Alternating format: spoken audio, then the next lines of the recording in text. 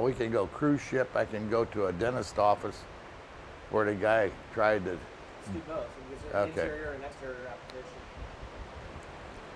One. I remember your kind of your Yeah. talking area. Yeah. Hold on a second.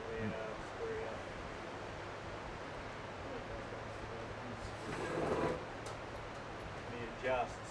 Kind of just talking so there's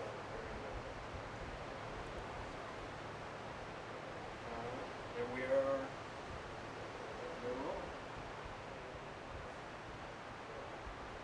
Couple of war stories, if you will, that we had was one time I was doing a trade show, and I believe the location was in Pittsburgh, and a fellow came up to me and started talking to me about the application and the fact that he was using somebody else's paint. Well, I said, well, how'd you do that? He said, well, I took and I put some MEK, I think it was, or acetone in it to heat it up to work in the gun.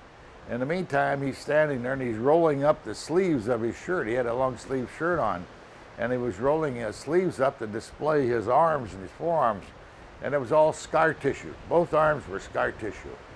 And apparently he was painting in a dentist office, the chair and so forth, the tools of pain, so to speak. And the thing shorted enough, it went boom. He had a big fire going. He burned up the dentist's office and almost killed himself, but he had a lot of scar tissue to prove his point. He said, I'll never do it again. I said, what's that? He says, use anybody's paint but yours. Yours is designed for this thing?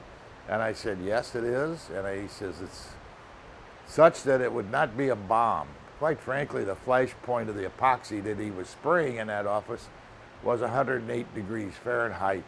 The stuff he was using, if he had MEK, it was MEK's got a flash point of about 17 degrees. Acetone's down to about a -4.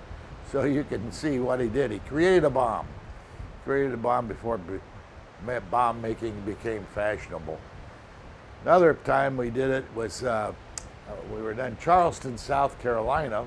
A cruise ship had come in, and they'd ordered all this paint. I mean, pallets of paint. There must have been 25 or 30 skids of 5-gallon buckets on the dock. This big cruise ship came in and got tied up.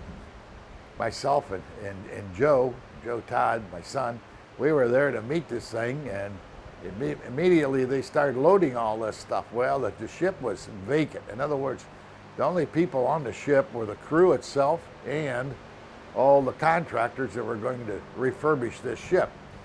They had it 1 week. They came in on a Monday, and they had to move that ship on Saturday, the following Saturday, to a dry dock down in Freeport.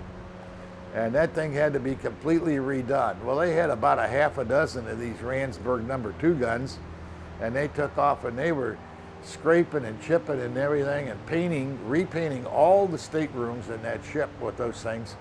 And it was amazing just to see it. It looked like they had been attacked by a hive of bees. I mean, they were busy doing it, and they worked 24 hours a day, around the clock, in different shifts.